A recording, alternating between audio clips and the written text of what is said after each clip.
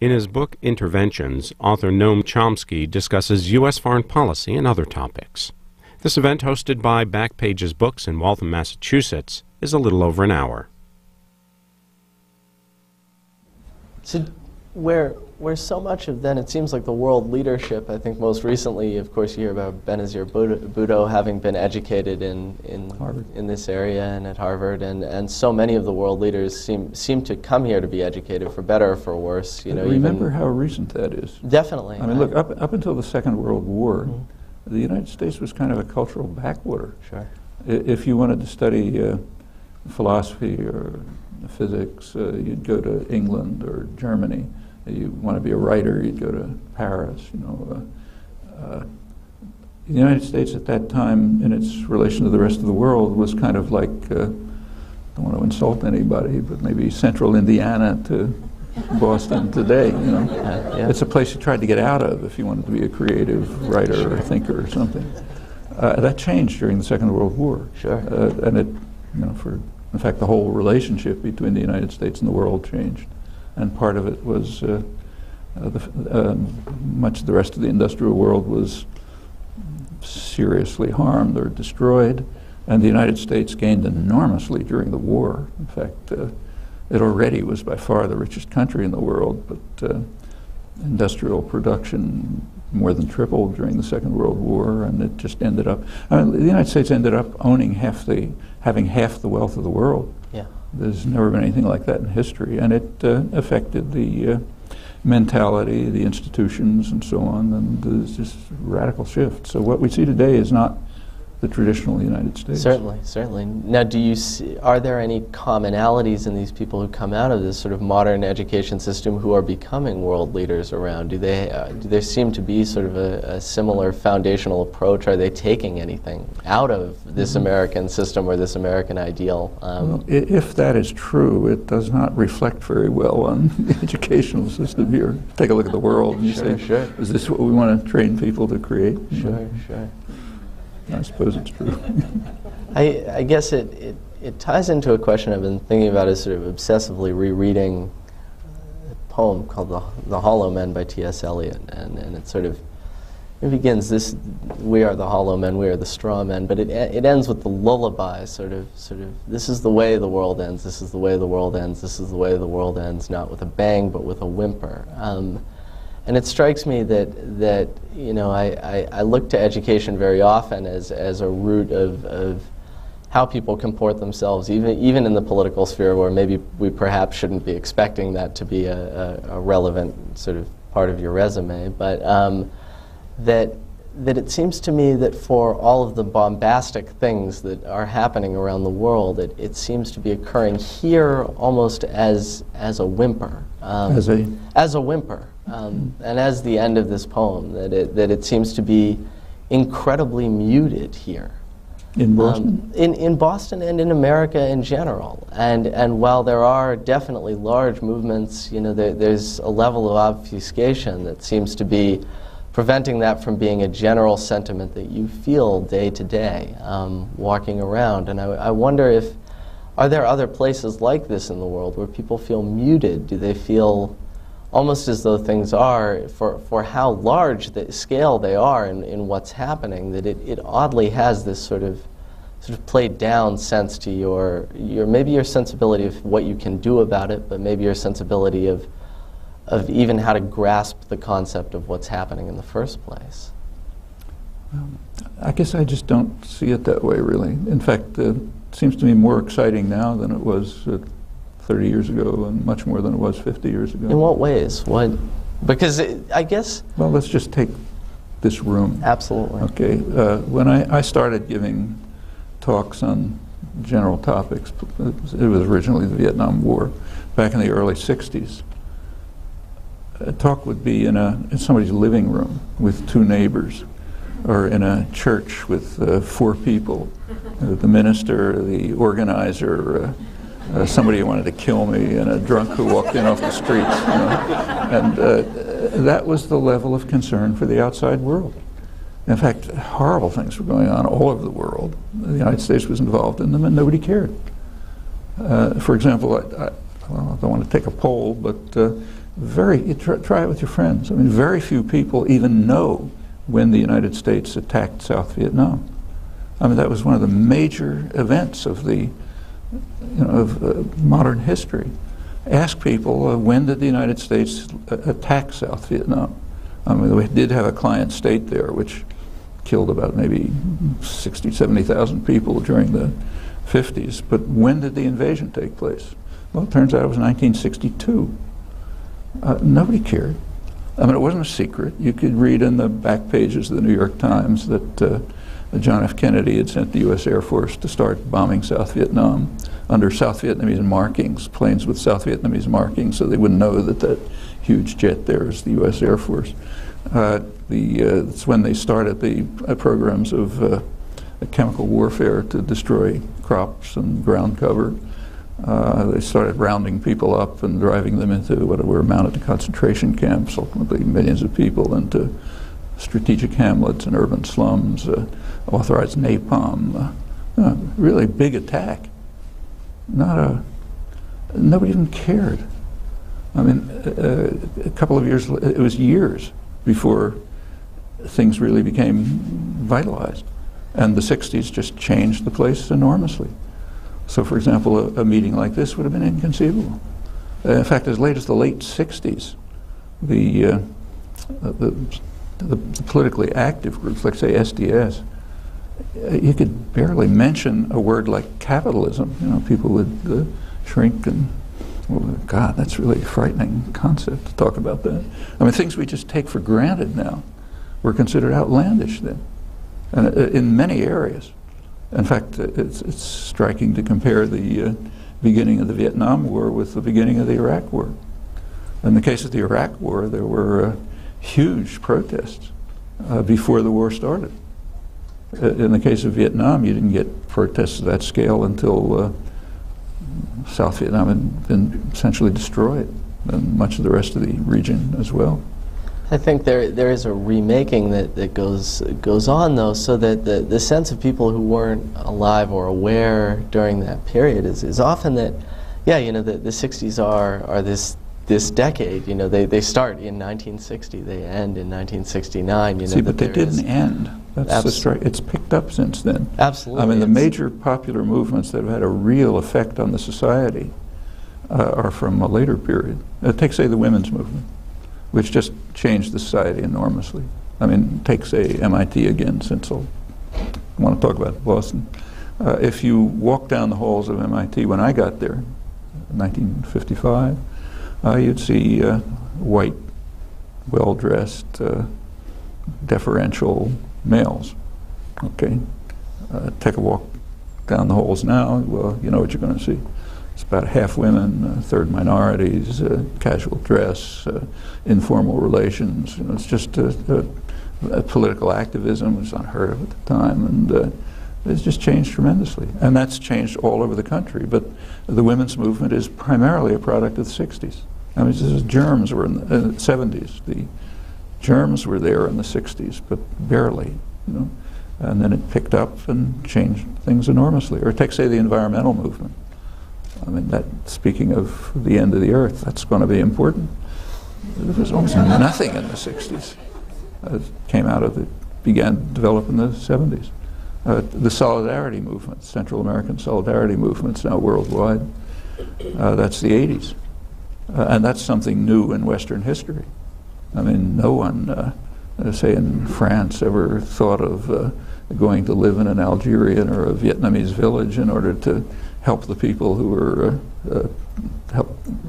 under attack from French violence. You know, nobody thought of going to live in a Vietnamese village, but in the 1980s, thousands of people did it, and now it's all over the world.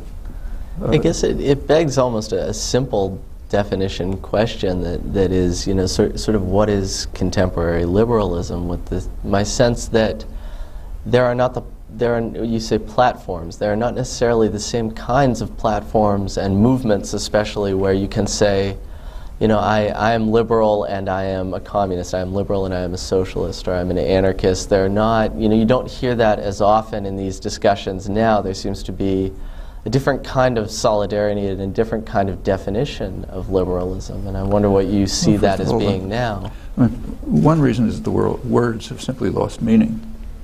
So what does it mean to be a liberal or a communist or anything else? I mean, the point that Orwell made, I mean, one way of trying to undermine independent thought and creative approaches to the world is to simply destroy the way of talking about things.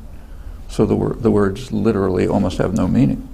In fact, by now, just about every word that's used in political discourse has at least two meanings. A literal meaning and its opposite. And it's the opposite that's normally used. So take a contemporary debate that's going on right now. You see headlines in newspapers about a report on foreign fighters in Iraq.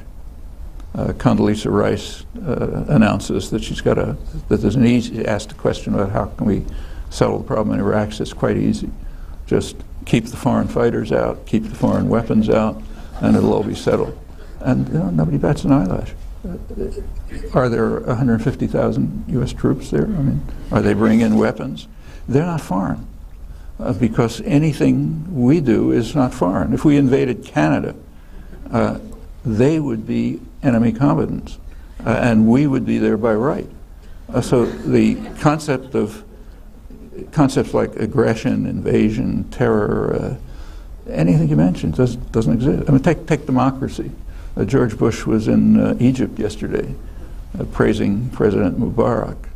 I mean, Egyptians are writhing at the same time he's giving talks about how we have to promote democracy and so on. I mean, they just come from Saudi Arabia, the most extreme, one of the most extreme fundamentalist tyrannies in the world. See a picture of him with King Abdullah watching a horse show and so on and so forth. I mean, well, what are we to make of all of this?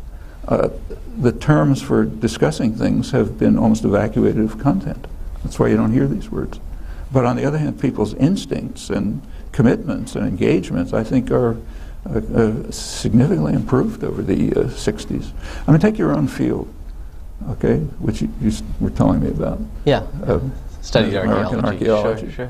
You go back to the 1960s, the general assumption, even in the academic world, was that there was nobody living in this hemisphere, just a couple of savages wandering around.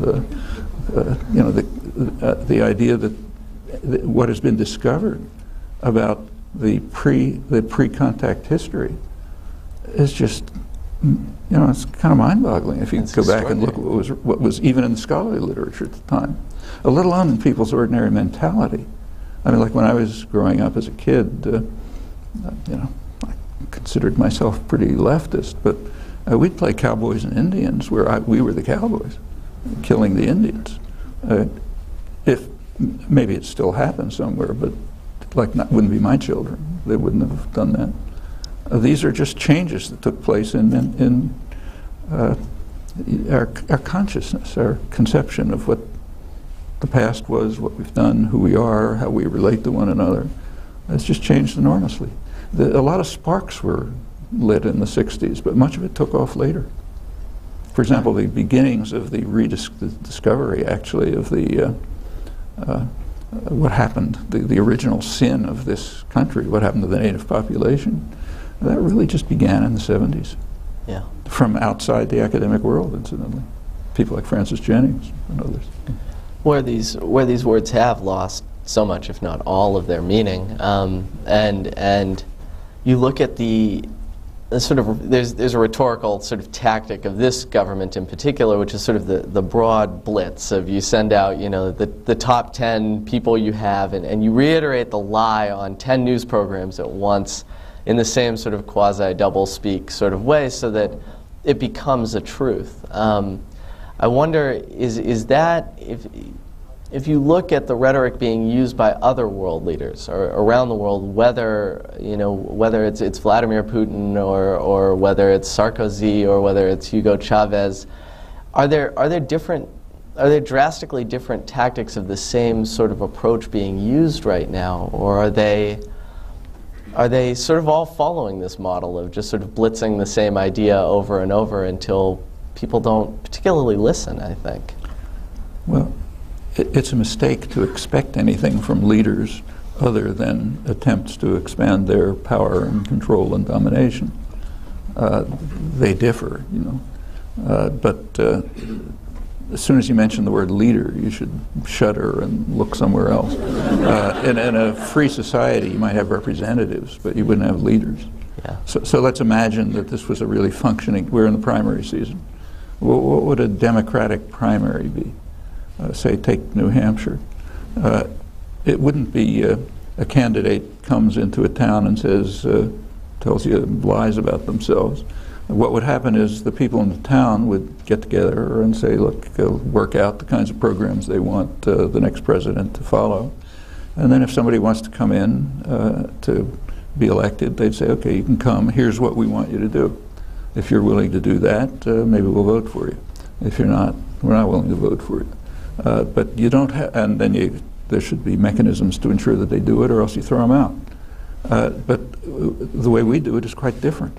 The leaders come, they tell you what, they present themselves, usually falsely, and you're then to decide, well, do I want him or do I want him?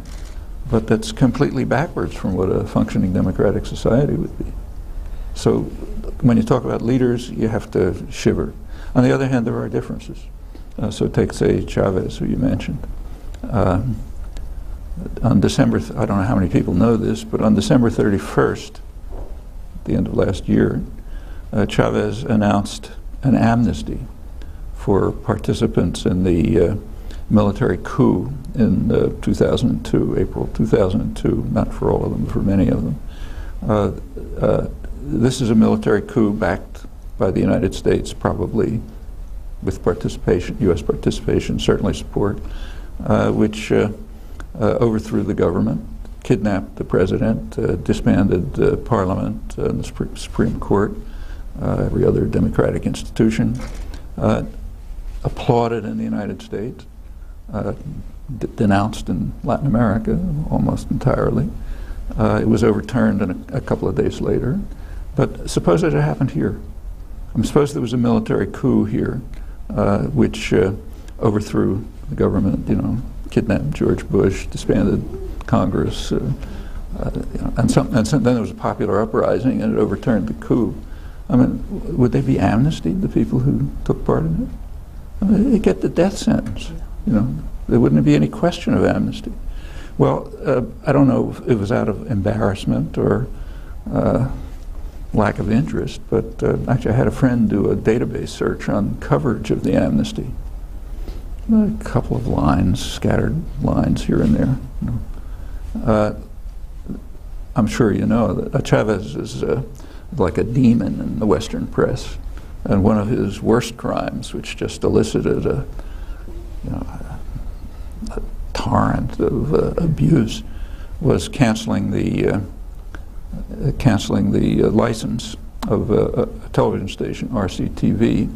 Actually didn't close the station, contrary to what was said. He canceled their license to take up a large part of the publicly owned frequencies. They could still go on cable.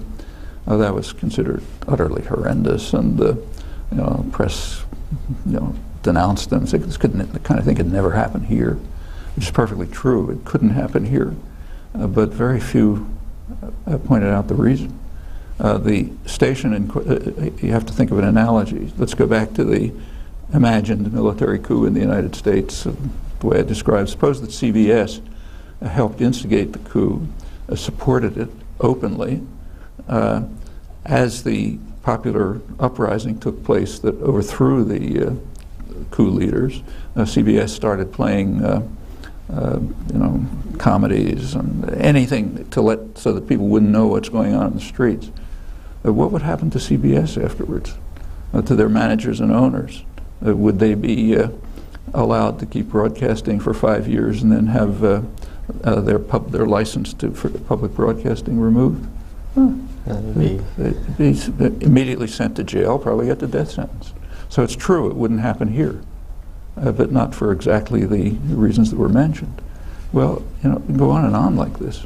We simply, let me take one last example to illustrate just our, the difficulty of applying to ourselves the standards we do to others. Take 9/11. Terrible atrocity, a huge outpouring of sympathy and support all over the world, including, incidentally, from the jihadi movements. I mean, they later turned because of our reaction to it, but at the beginning they were highly condemned it very strongly. And it was a terrible atrocity, undoubtedly. But it could have been worse. So let's imagine how it could have been worse, for example. Suppose that on September 11th, Al-Qaeda had bombed the White House, killed the president, instituted a murderous, brutal regime which killed maybe 50 to 100,000 people and tortured about 700,000, set up a major international terror center in Washington, which was overthrowing governments all over the world, installing brutal, vicious neo-Nazi dictatorships, assassinating people. Suppose he called in a bunch of economists, let's call them the Kandahar boys, to run the American economy, who within a couple of years had driven the economy into one of the worst collapses of its history. Suppose that this had happened. That would have been worse than 9/11, right? What did happen? And it happened on 9/11. It happened on September 11th, 1973, in Chile. The only thing I've changed is per capita equivalence, which is the right way to look at it. Well, did that change the world? Yeah, it did, but not from our point of view. In fact, who even knows about it? Well, because, because just in terms of your comment of the reportage. And incidentally, just to finish, we were responsible for that one. Definitely, but because, as you said with the amnesty on December 31st, which received no coverage, you look at Chile during that period and you look at the New York Times, majority of the articles are being filed from Argentina. They're not even being filed from Chile. So where is that, the magnitude of the event was immediately, I think, muted by the fact that nobody who was reporting for the American media was even there. That's not the case.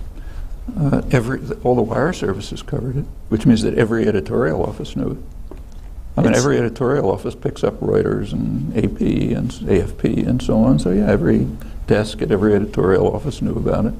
They decided not to print it. The main reason is it just doesn't fit the image that's supposed to be presented.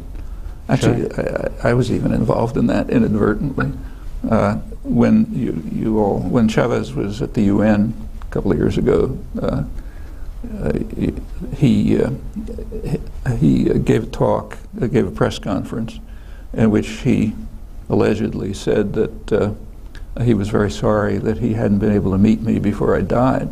And that was big stories all over the country. I was actually interviewed by the New York Times. They thought it was very funny. What did I have to say about it, and so on. So that was a big issue, because then you could show what a crazy idiot he is.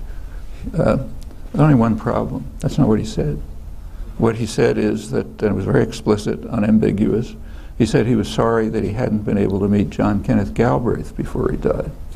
Well, evidently the editorial offices decided that it wouldn't do to present the image of Chavez as somebody who admires a liberal icon. So they changed it. It was pointed out right away. A fair media monitoring organization, a very good one, immediately looked at the transcript and wrote the New York Times and others saying it's not what it was. And the New York Times did issue a correction. 17 days later, the bottom of whatever page of advertisements you have, it was a correction. All right, you can imagine that the American press didn't understand the Spanish. It's hard to imagine how John Kenneth Galbraith and Noam Chomsky would be confused, but let's imagine it. Did Le Monde not understand the Spanish? Did El Mercurio in Chile not understand the Spanish? No, this is just a way of demonizing a figure who the state orders you must demonize. I think it... This is independent of whether you like him or not. It's totally independent.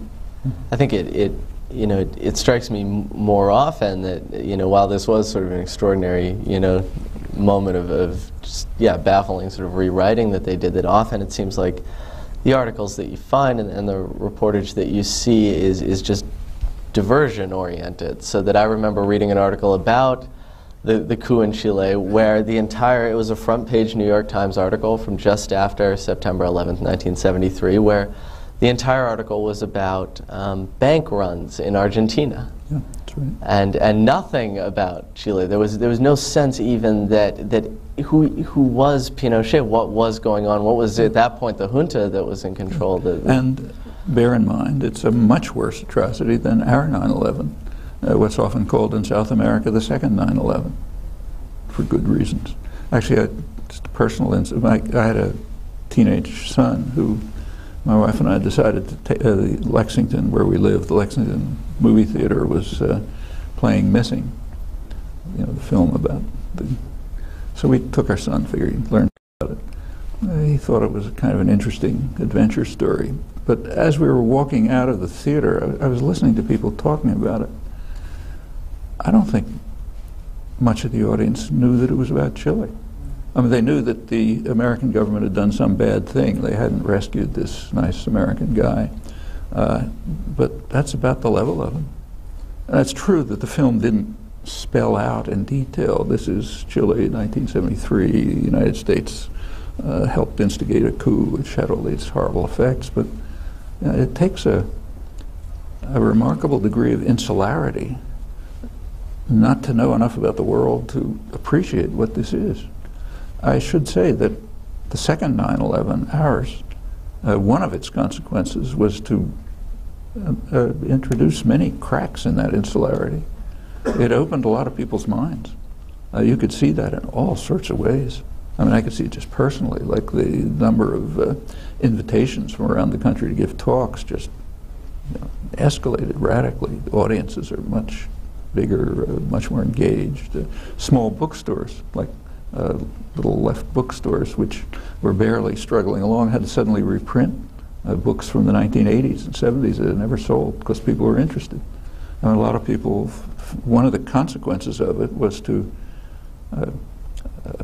shatter some of the kind of internal focus of a highly insular society and make people feel that we got to learn something about the world. So do you think that even though perhaps these sort of platforms or identifiable movements attached to an issue may have sort of dropped off in certain ways in the old sort of polemical identification way, that now perhaps it is the seeking of information that drives this more than anything, because I think it is abundantly clear to people that it's, you can't just turn on the CBS Evening News. This clip emerged last week of Katie Couric, clips between her segments from New Hampshire where she, it's clear that she sort of has no sense whatsoever of what even she's reporting on, so that people, perhaps it is the seeking in and of itself that might be engendering the larger sort of active sense that people have. Well, it's hard to generalize about a diverse and complex society like this one, but there are tendencies that you can identify, and one tendency is to a certain level of skepticism, a certain level of interest in independent inquiry, trying to find out what happened. I mean, it can lead in crazy directions too. It can lead to wild conspiracy theories and so on and so forth. The internet kind of tends to engender that kind of phenomenon, but it's also just a much healthier concern with things that are happening in the world. Well, and the internet also brings in, I think, a tremendous amount you can't find anywhere else. It does. And perhaps that maybe what makes it better is this sense that you have to be more discerning with what you're reading, but you're prepared to be discerning, which was not the case perhaps with the older media up on that cusp of when the internet was, I think, sort of really rising. There, that a lot of folks, I think, weren't as able to be as rapidly critical of. No, because you got one picture, the morning newspaper, the local television station. Yeah. And now, if you want, at least, you can get quite a wide variety of information. For example, the things I just mentioned, you can find out about. It takes, as you say, discernment. First of all, commitment, and then discernment.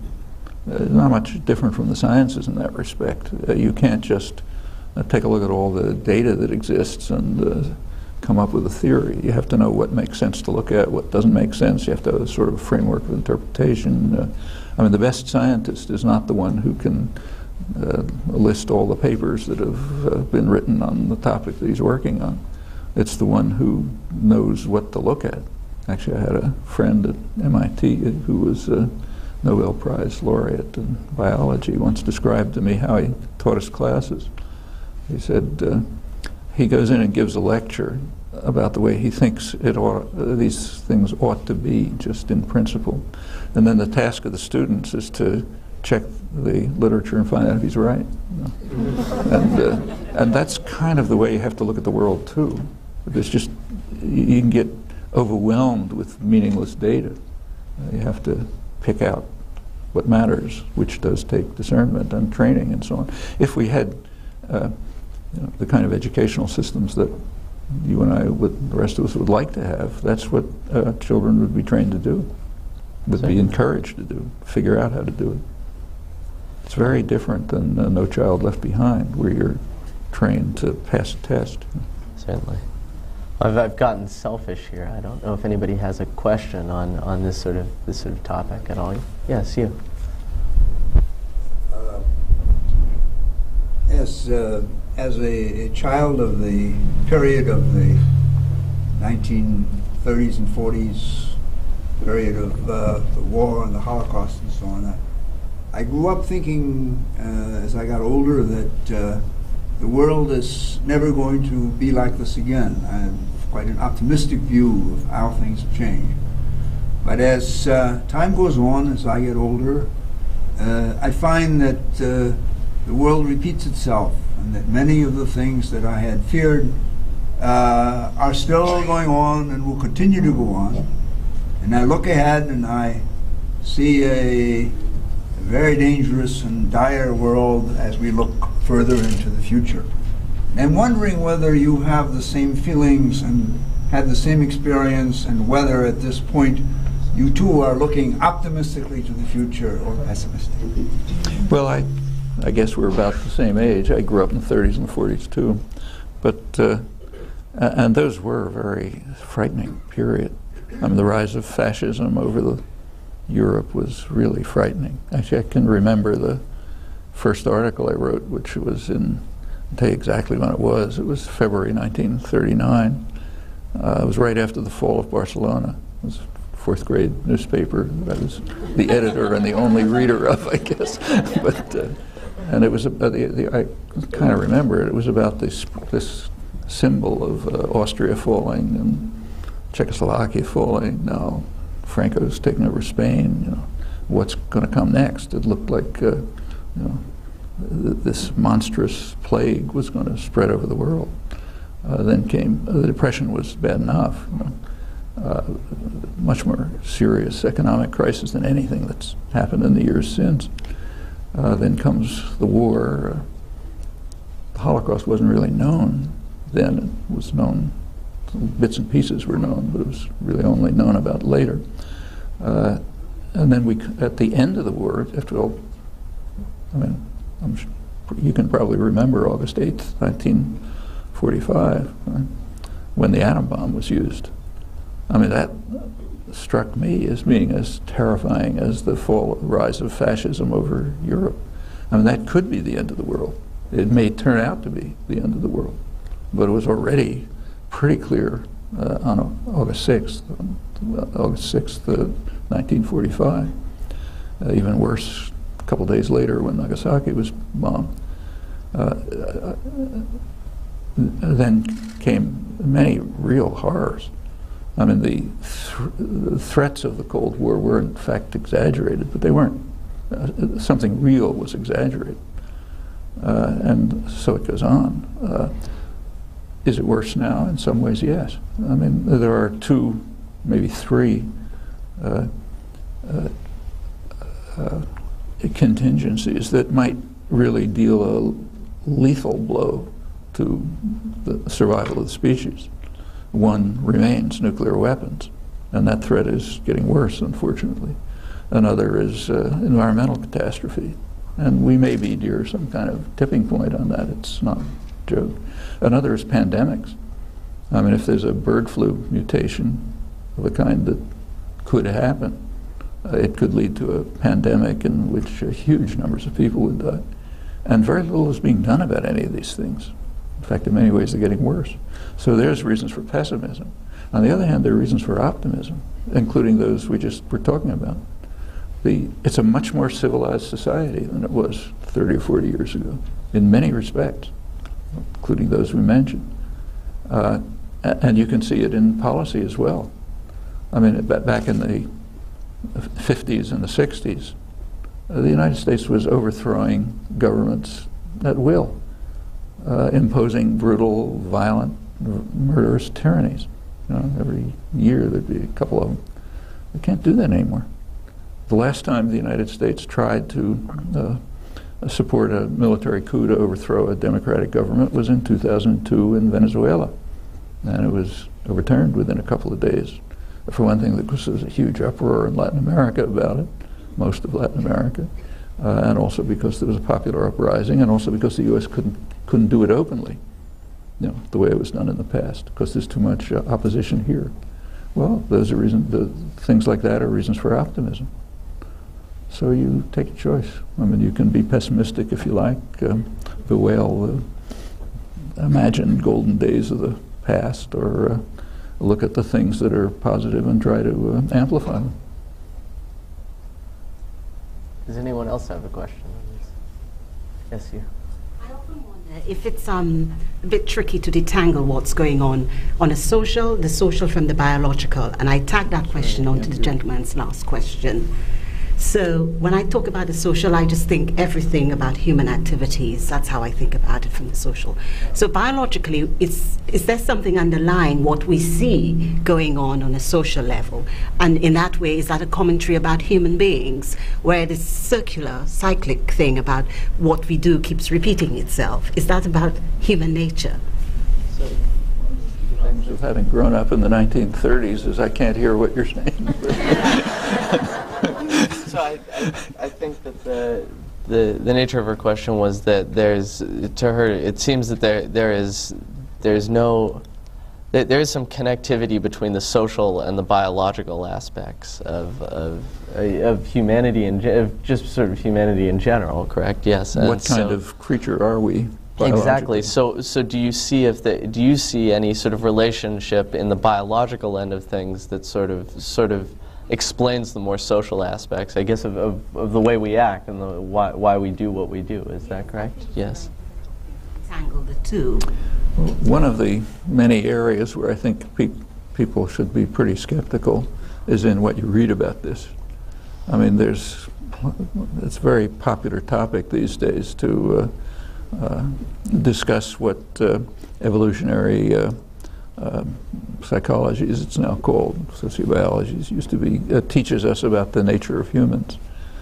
But the problem is it doesn't teach us anything much at all. It's an extremely hard scientific problem to understand the nature of any organism, say insects.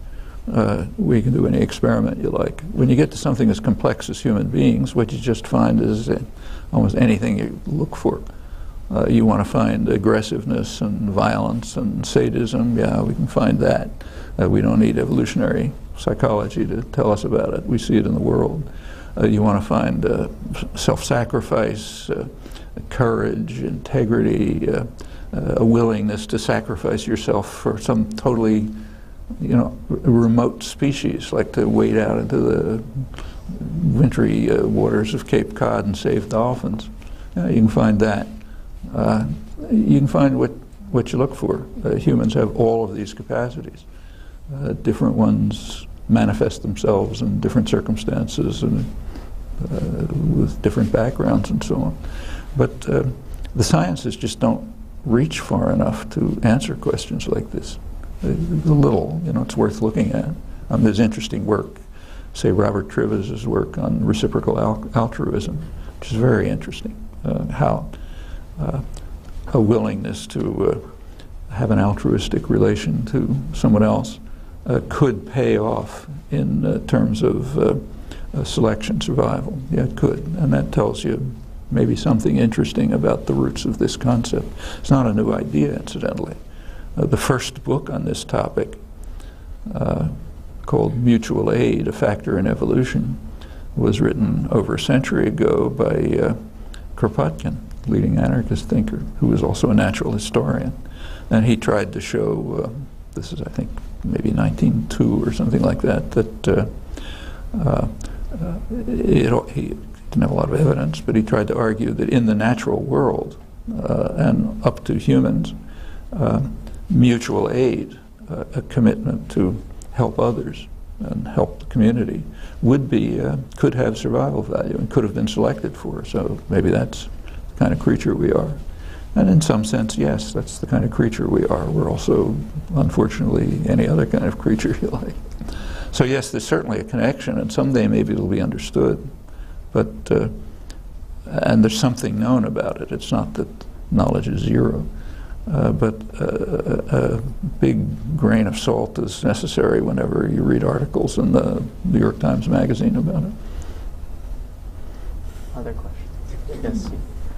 I wonder, how much thought do you put into, when you write, into doing something that's effective? It must have been frustrating, and I don't know when you probably were most frustrated, realizing that facts and reality didn't really change things much. You know, that you could explain something to Congress people or whatever, and they'd still vote for $1 million a day to El Salvador. It must be maddening. But as speaking of diving deeper, I mean, what do you think we can do to, apart from using facts, which don't seem to work, to increase the sense of empathy that we seem to lack when we, bomb other countries indiscriminately or destroy them economically? Do you put much thought to, how we can actually make something happen from what you explained to us so beautifully?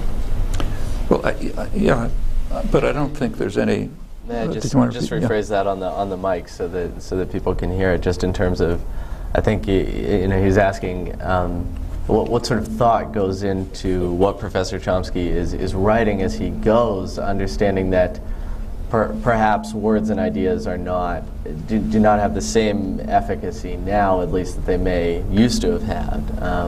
So that going forward, is there a way to sort of plan what you're going to write that sort of affects people in a way where they have, I think, a greater sensibility then of what we're doing abroad and what the political sense of is that? Well, or even, I mean, the fact that there's a couple hundred people here with a better raised consciousness, it doesn't change the fact that we're bombing other countries and doing things, and there's no repercussions for the leaders or our representatives. But why do you think it doesn't change things? I mean, there are things that the United States did, that leaders did quite freely years ago and can't do now. So take the most liberal administrations, like, say, Kennedy. I mean, Kennedy was carrying out a major terrorist war against Cuba. It wasn't particularly secret, I mean, not all the details were known then that are known now. But when Arthur Schlesinger, in his biography of Robert Kennedy, wrote that John F. Kennedy, he was there, of course, that John F. Kennedy gave Robert Kennedy the task of bringing the terrors of the earth to Cuba, and that Robert Kennedy picked that as his highest priority and went ahead and did it. American presidents can't do that now because of the change of consciousness, just as they can't overthrow governments or take bombings. I mean, look, the Iraq war is bad enough, and if they go after Iran, it'll be much worse. But it doesn't remotely compare with the Indochina wars. I mean, what we knew at the time was horrifying enough, but what has come out recently and is not being reported, though you can find it, is much worse. So take, say, Cambodia. I mean, we now know, we didn't know in 1972, but we now know that in 1973, Nixon gave Kissinger the orders to carry out massive bombing of Cambodia, and Kissinger transmitted those orders to Al Haig, with the words which were something like this: massive bombing against campaign against Cambodia, anything that flies against anything that moves. Now, you're going to have to work pretty hard to find a call for genocide at that level in the archives of any state. Well, we now know it. We didn't know it then. And something happened after that. Lost my mic. Mic's gone. Can you hear me if I... So you're not believe that we're on a really good path? Well, a good path, you know, a better path. I mean, there's two trajectories going on. One is the dangers and the threats are getting much worse. In fact, they may be threats to survival. On the other hand, there's an improvement in consciousness and understanding and commitment and solidarity. Which one is going faster? We've lost the mic. We can't hear it all. Sorry. Just give us one moment. Yeah. Is mine on? Is that working, guys? Okay. Then it's over to you. Did I do something? How about this? Is it working? Oh, okay. Well, I'll hold it then. Yeah, I guess this will be the... well, at what point did I lose it? Let me go back a little. Cambodia. Okay. In 1973, Henry Kissinger transmitted to the Air Force, Al Haig, the Nixon's orders to bomb Cambodia. The words were something like this: massive bombing campaign against Cambodia, anything that flies against anything that moves. Okay? Suppose that at the trial of Milosevic, the international trial, somebody had found somewhere a statement of Milosevic's saying against Bosnia, anything that flies against anything that moves. Okay? Trial would be over, you get 25 death sentences, finished. You know? This is us. It was reported, barely. You can find it. But Kissinger's not on trial. He's not on trial, and very few people know about it, nor do they know about the consequences. There was a study by two leading Cambodian scholars, Ben Kiernan and Owen Taylor. Ben Kiernan is the head of the Genocide Project at Yale, well-known Cambodia scholar, Taylor too. They published an article in which they went through documents that had been declassified during the Clinton years on the actual bombing of Cambodia. It turns out it was 5 times as high as the horrifying level that was already known. The bombing of rural Cambodia was greater than the total Allied bombing in all theaters throughout World War II directed against rural Cambodia.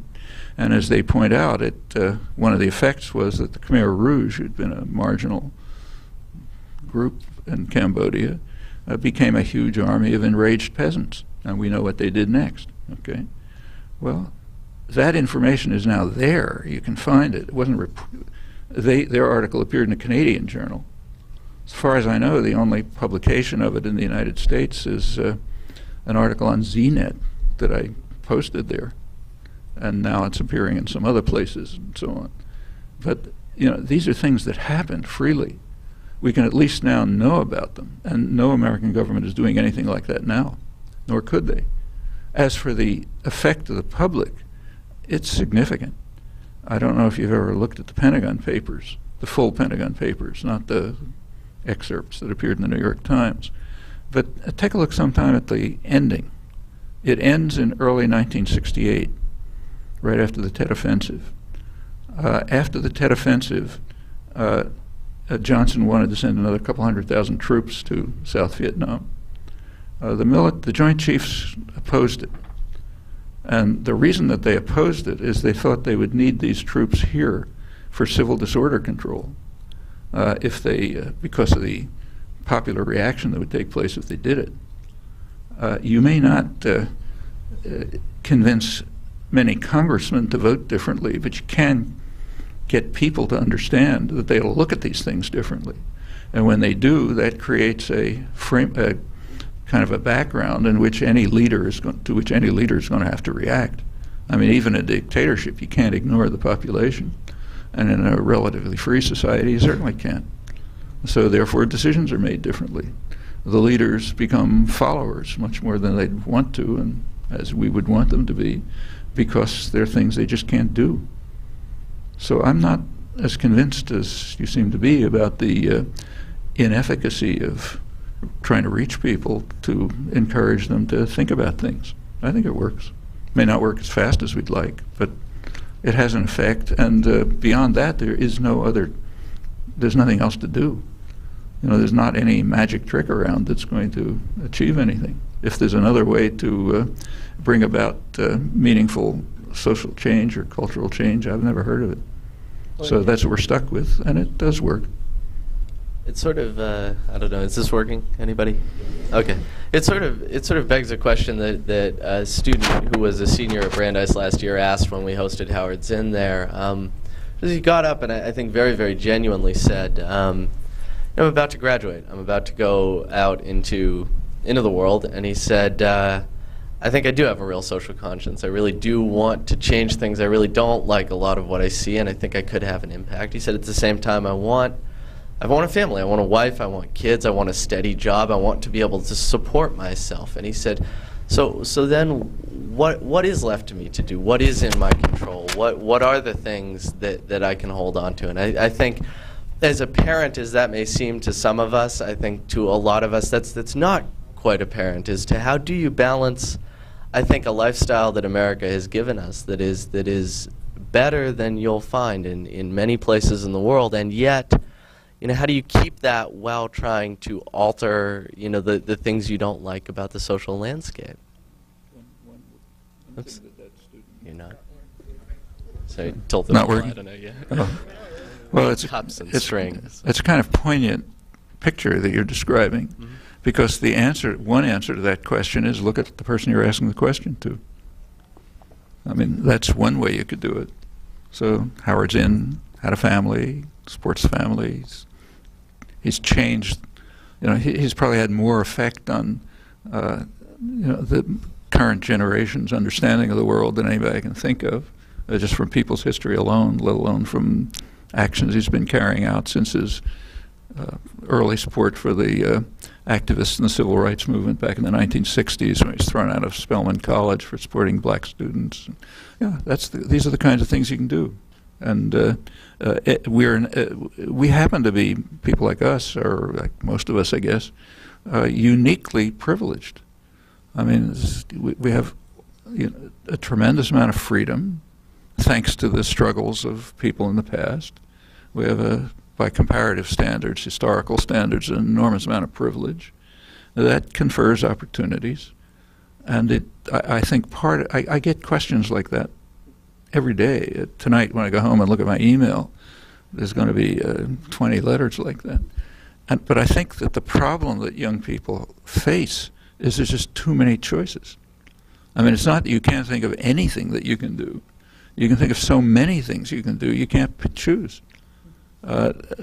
Should I become involved in political activism? Should I join a solidarity group? Should I try to organize anti-sweatshop movement? I mean, I can think of thousands of things that you can do. And my own children have picked some of them and done them. Other people I know have done a lot of them. They're there. The opportunities are there for older people too. Do we want to make use of them? That's the question. I think the options part is definitely true, but I think maybe less spoken about openly and dealt with in the public. I think is a large component of fear, and I think that when you speak about the '60s and the movements that followed, to us, our age, we see the sacrifices made and that were required of the people who put themselves forward the most during that period to lay that sort of foundation. And so I think it is counterbalanced by the sense of what can be lost in this. And the question is, you're reframing this, I think, in a way that is very helpful in this idea that there's enough to hope for where perhaps the loss needs to be, the sense of the fear of loss needs to be tempered. But I think both seem to play an equal part to a lot of people. As much as... Suppose, there's another way of looking at that. Suppose you decide, okay, I don't want to take the chance. I don't want to become involved in any of these things. I'm going to invest in the stock market, have a nice home somewhere, or go to the movies, and so on. There's a big loss involved in that, too. You look back on your life and you think, what a waste it was. Somebody like, say, Howard Zinn doesn't look back on his life that way. So there's all kinds of losses to calculate.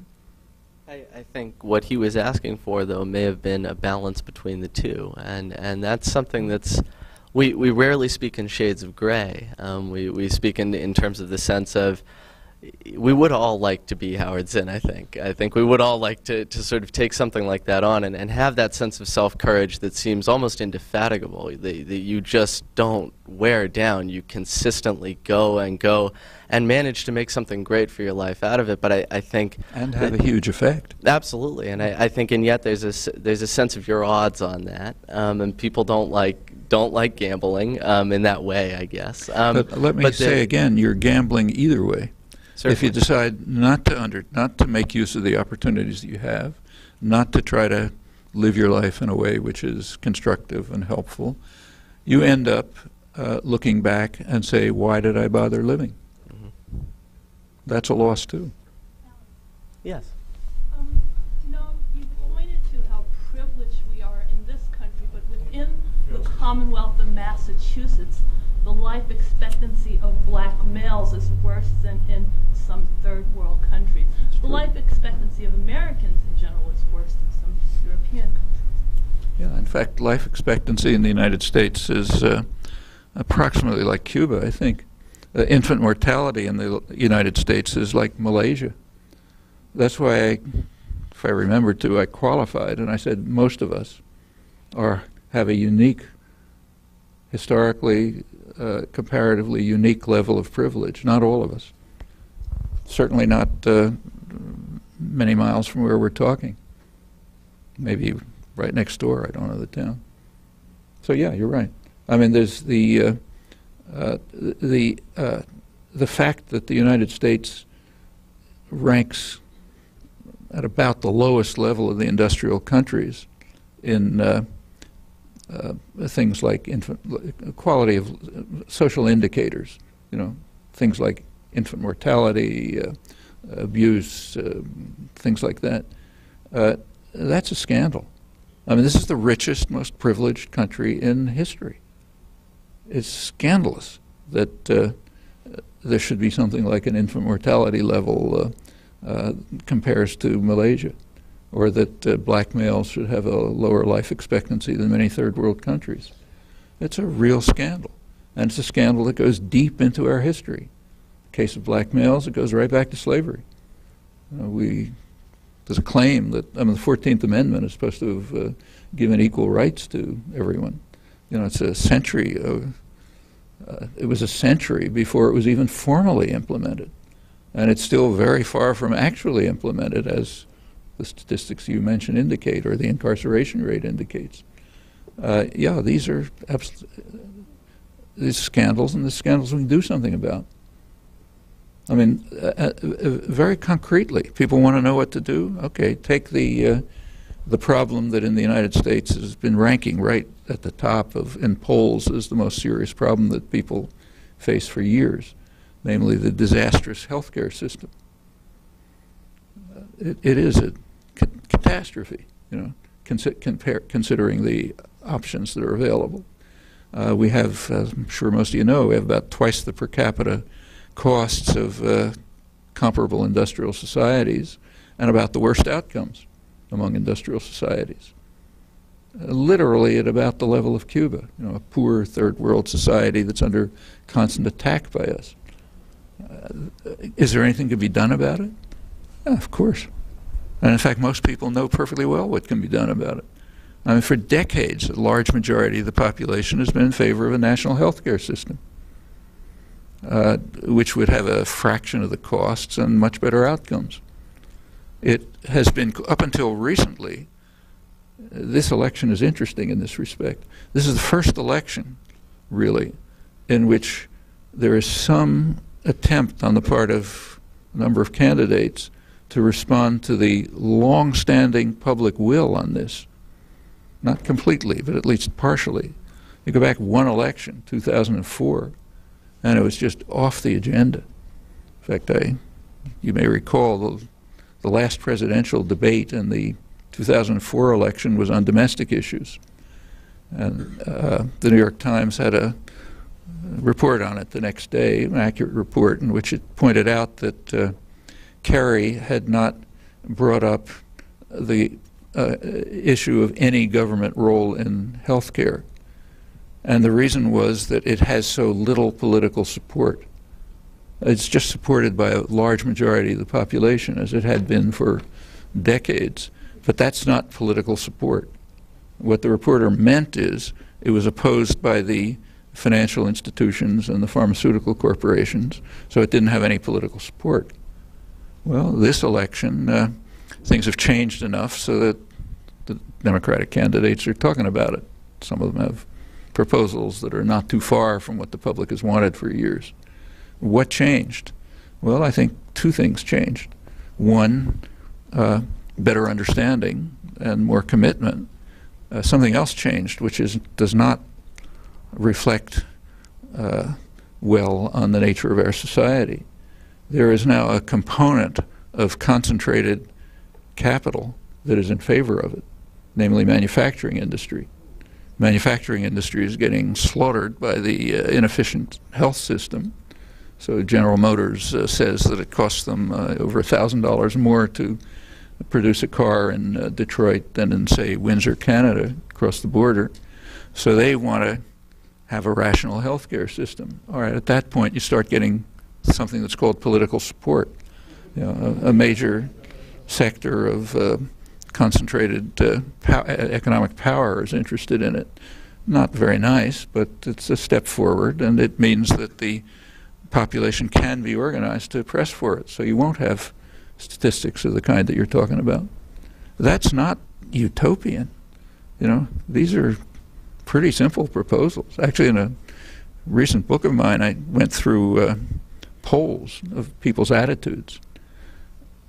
It turns out that the public opinion and public policy are miles apart on many crucial issues. And in fact, when you run through a list, when I run through a list of things that people favor, I find myself pretty much in the center of public opinion on many things. Well, can you do something about it? Can you make these things politically possible, even if no sector of the corporate elite happens to be for them? Sure you can. It's been done in the past, can be done again. So we're back to optimism. Yeah, it can be, and opportunities. You can do it if you try. If you don't try, it won't happen.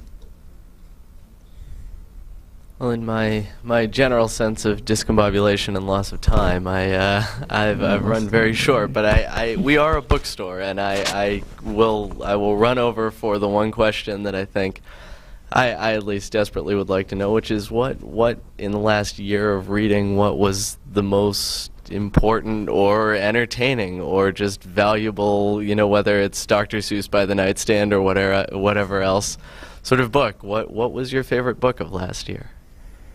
Well, there are a lot of books. I'm not sure which was the favorite. I'd have to think and look at my bookshelf, but there are well, there's a couple of very good books that came out that on topics I happen to be interested in. One of them is a book on the international economic system by Noam Chomsky. It's called Bad Samaritans. He's a very good economist and economic historian who goes through in a lucid, even entertaining way, things that are kind of known. He adds a lot of new material about how economic development has really taken place. And it turns out, as any economic historian ought to know, that it's exactly the opposite of the prescriptions that are that the economic elite and the institutions try to impose on the rest of the world. Exactly the opposite. Goes through it case by case, very convincingly. All the rich countries developed by violating the rules we're trying to impose on others, and so on. And that's worth knowing. It's readable, available to the public, and so on. Another one that I read about the same time was Peter Hallward's book, which just came out recently, on the overthrow of the Aristide government in Haiti in 2004, in which the U.S. and France, who have been the two major torturers of Haiti for 200 years, played an essential role in overthrowing the democratic government, bringing about a reign of terror, and so on. That's worth knowing. Another book was a really magisterial study by, if anybody's interested in Israel, it's by Zev Maoz, Israeli strategic analyst, political scientist, I don't know, 800 pages or so on, it's called Defending the Holy Land or some name like that, in which he runs through the actual policies from the inside that Israel has undertaken and discusses how self-destructive they've been, case by case, let alone what they've done to other people. And we've supported them all the way through. Just finished a really very good book by Mike Davis, who's a great writer, called In Praise of Barbarians or some name like that, in which he's, the theme is the barbarians overthrew the Roman Empire. We've got to praise the people who are trying to overthrow this empire. And it's a very insightful and decisive study of many different aspects of American society. And, you know, it can easily go on. Lots of them. I said Harry Potter, too. Harry Potter, can't forget that. Except that I can't read it anymore. When my grandchildren were little enough, they wanted it to be read to them. But now that they're 9, 10 years old, that's over. They want to read it themselves the first night it comes out. I gotta go, I'm afraid. Professor Noam Chomsky, thank you very, very much.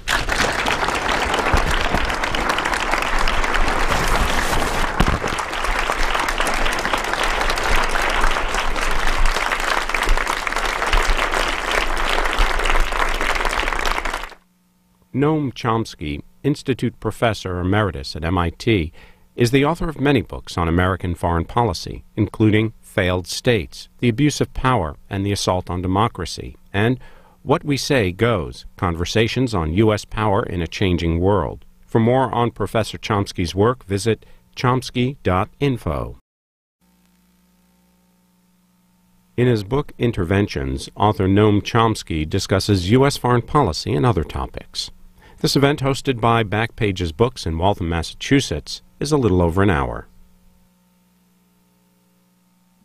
So where so much of then, it seems like the world leadership, I think most recently, of course, you hear about Benazir Bhutto having been educated in this area and at Harvard, and so many of the world leaders seem to come here to be educated, for better or for worse. You know, remember how recent that is. Definitely. I mean, look, up until the Second World War, the United States was kind of a cultural backwater. Sure. If you wanted to study philosophy or physics, you'd go to England or Germany. You want to be a writer, you'd go to Paris. You know,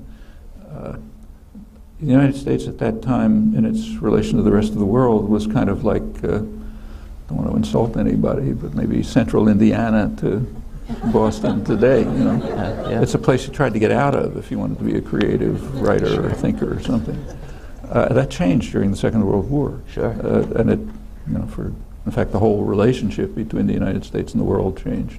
And part of it was much of the rest of the industrial world was seriously harmed or destroyed, and the United States gained enormously during. How people comport themselves, even in the political sphere, where maybe we perhaps shouldn't be expecting that to be a relevant sort of part of your resume, but that it seems to me that for all of the bombastic things that are happening around the world, it seems to be occurring here almost as a whimper. As a whimper. And as the end of this poem, that it seems to be incredibly muted here.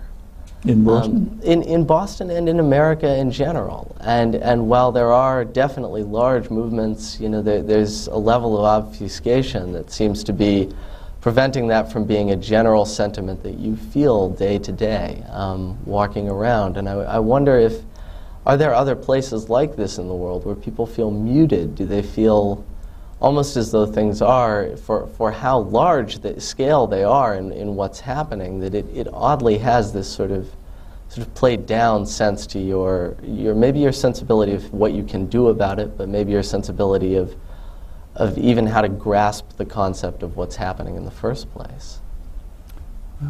I guess I just don't see it that way, really. In fact, it seems to me more exciting now than it was 30 years ago, and much more than it was 50 years ago. In what ways? Because I guess... Well, let's just take this room. Absolutely. Okay. When I set the programs of chemical warfare to destroy crops and ground cover, They started rounding people up and driving them into what were amounted to concentration camps, ultimately millions of people into strategic hamlets and urban slums, authorized napalm, really big attack. Nobody even cared. I mean, a couple of years, it was years before things really became vitalized. And the 60s just changed the place enormously. So, for example, a meeting like this would have been inconceivable. In fact, as late as the late 60s, the politically active groups, like say SDS, you could barely mention a word like capitalism. You know, people would shrink and, well, God, that's really a frightening concept to talk about that. I mean, things we just take for granted now were considered outlandish then, and in many areas. In fact, it's striking to compare the beginning of the Vietnam War with the beginning of the Iraq War. In the case of the Iraq War, there were huge protests before the war started.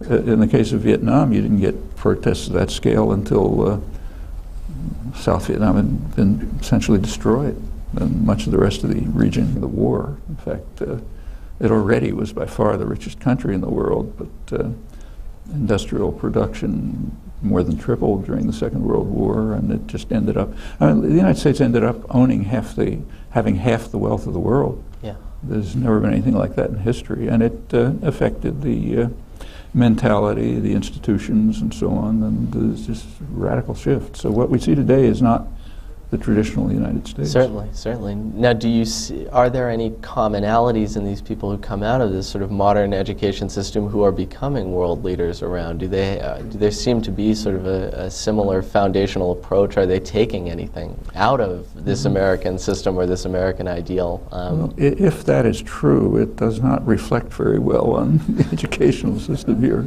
Take a look at the world and you say, is this what we want to train people to create? Sure. I suppose it's true. I guess it ties into a question I've been thinking about as sort of obsessively rereading a poem called The Hollow Men by T.S. Eliot, and it begins this: we are the hollow men, we are the straw men, but it ends with the lullaby, sort of this is the way the world ends, this is the way the world ends, this is the way the world ends, not with a bang but with a whimper. And it strikes me that you know, I look to education very often as a route of started giving talks on general topics. It was originally the Vietnam War, back in the early 60s.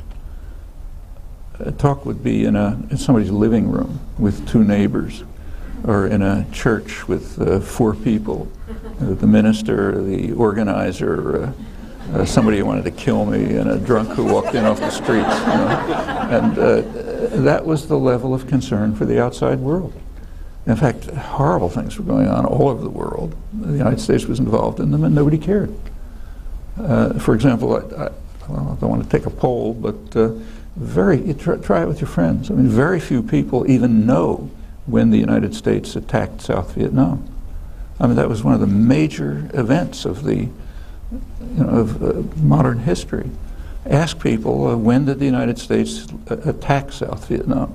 I mean, we did have a client state there, which killed about maybe 60, 70,000 people during the 50s. But when did the invasion take place? Well, it turns out it was 1962. Nobody cared. I mean, it wasn't a secret. You could read in the back pages of the New York Times that John F. Kennedy had sent the U.S. Air Force to start bombing South Vietnam under South Vietnamese markings, planes with South Vietnamese markings, so they wouldn't know that that huge jet there is the U.S. Air Force. That's when they started.